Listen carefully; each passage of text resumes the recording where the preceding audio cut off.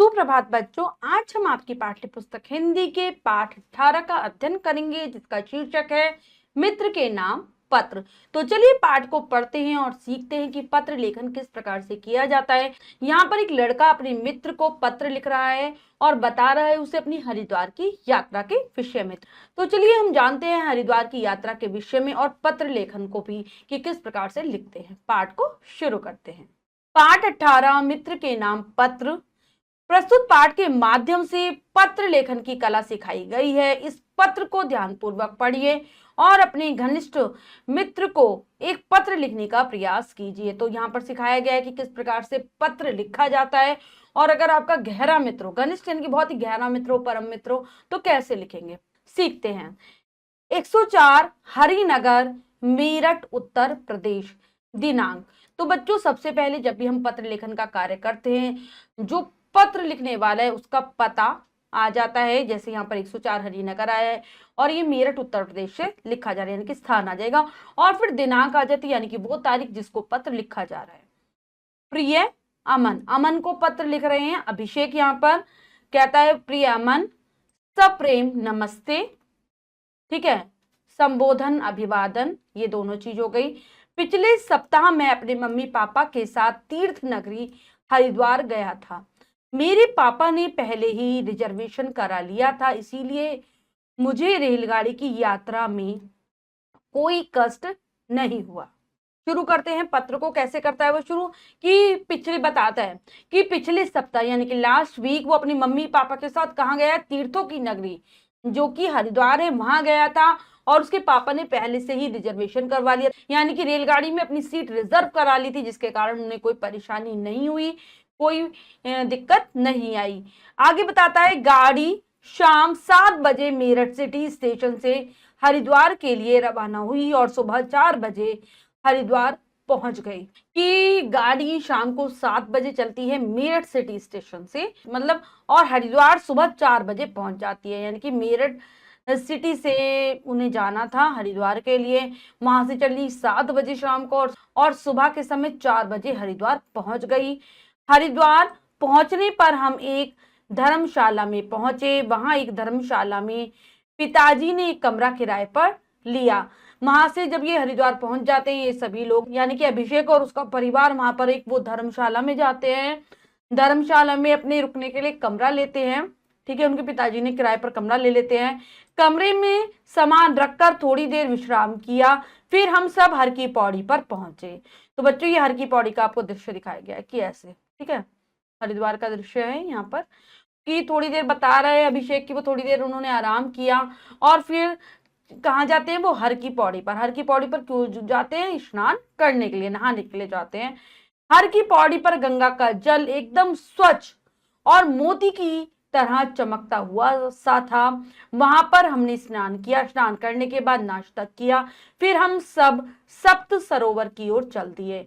वहीं पर हमने विभिन्न मंदिरों के दर्शन किए। तो बता रहे हैं कि हर की पौड़ी पर जाकर वो लोग स्नान करते हैं, नहाते हैं और वहां का जो पानी था बहुत ही स्वच्छ, एकदम साफ और एकदम ऐसा चमक रहा था जैसे मोती चमकते हैं, ऐसी चमकती उस पानी में।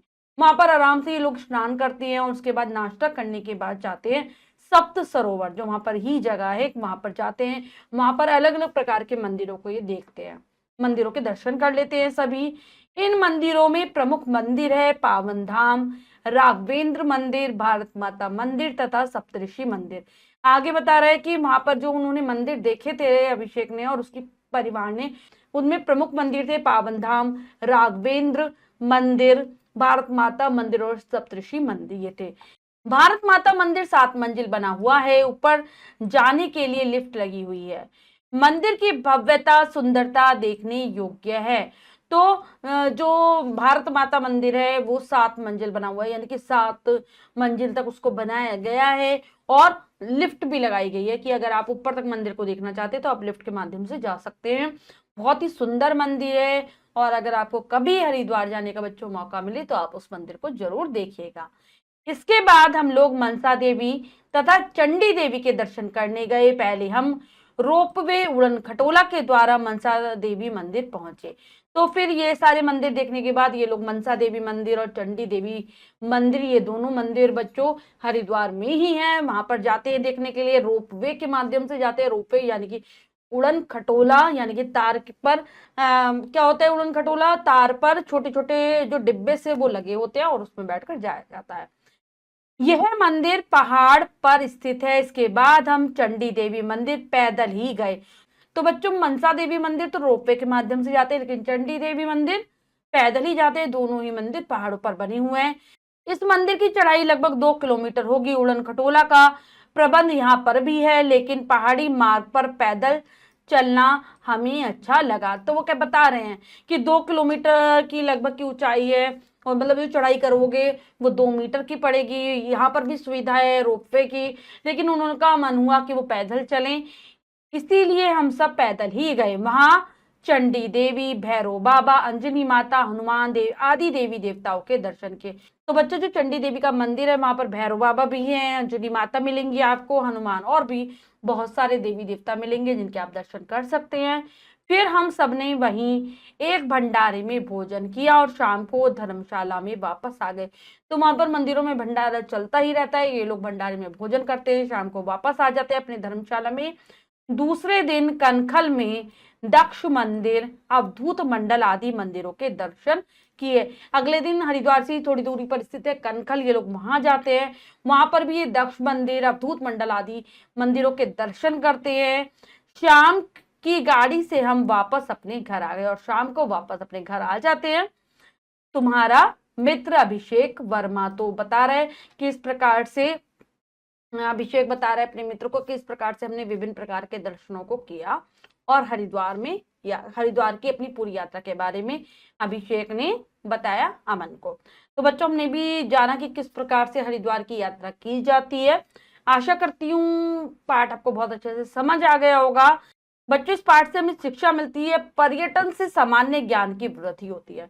यदि हम घूमते फिरते हैं, किसी स्थान की सैर करते हैं, तो हमारी जो ज्ञान है उसमें वृद्धि होती है, हमारी बुद्धि बढ़ती है। हमें विभिन्न प्रकार के स्थानों पर जो भी चीजें स्थित है उनका ज्ञान हो जाता है, उनके बारे में हम जान जाते हैं। उद्देश्य पर्यटन की भावना का विकास करना। पाठ का उद्देश्य क्या है कि हमारे अंदर विभिन्न स्थानों पर घूमने की जो भावना है कि हम वहां पर जाएं, वहां की सैर करें, इसका विकास होता है। मतलब कि ये पाठ हमारे अंदर ये भावना को विकसित करेगा।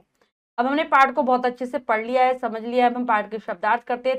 तीर्थ नगरी, धार्मिक महत्व का नगर, रिजर्वेशन, आरक्षण, धर्मशाला, यात्रियों को के टिकने के लिए धर्मार्थ बनाया हुआ मकान। मतलब ये धर्मार्थ बनाया जाता है, धर्म के कार्य के लिए बनाया जाता है, इसलिए यहाँ पर जो खर्चा आता है वो कम आता है। मतलब कमरे का जो किराया है वो कम होता है होटल की अपेक्षा।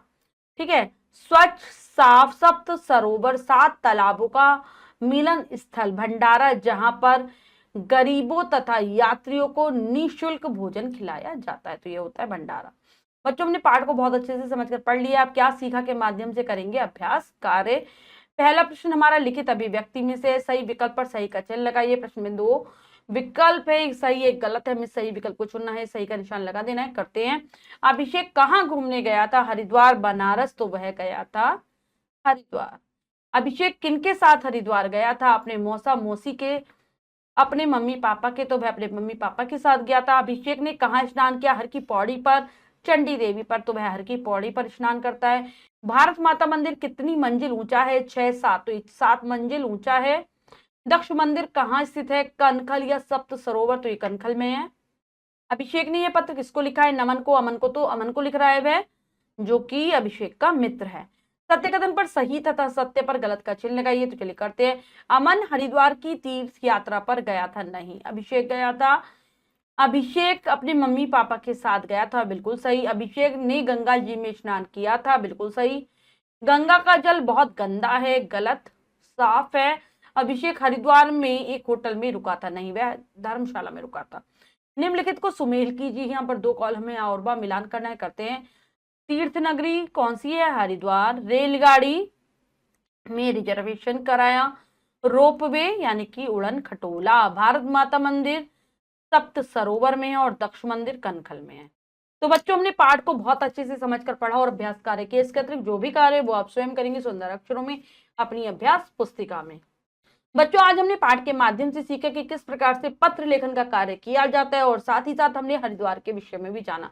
आशा करती हूँ यह पाठ आप बहुत अच्छे से समझ गए होंगे। पाठ को फिर से जरूर पढ़ेंगे। मिलते हैं अगली कक्षा में नए पाठ के साथ। तब तक के लिए स्वस्थ रहिए, प्रसन्न रहिए। धन्यवाद।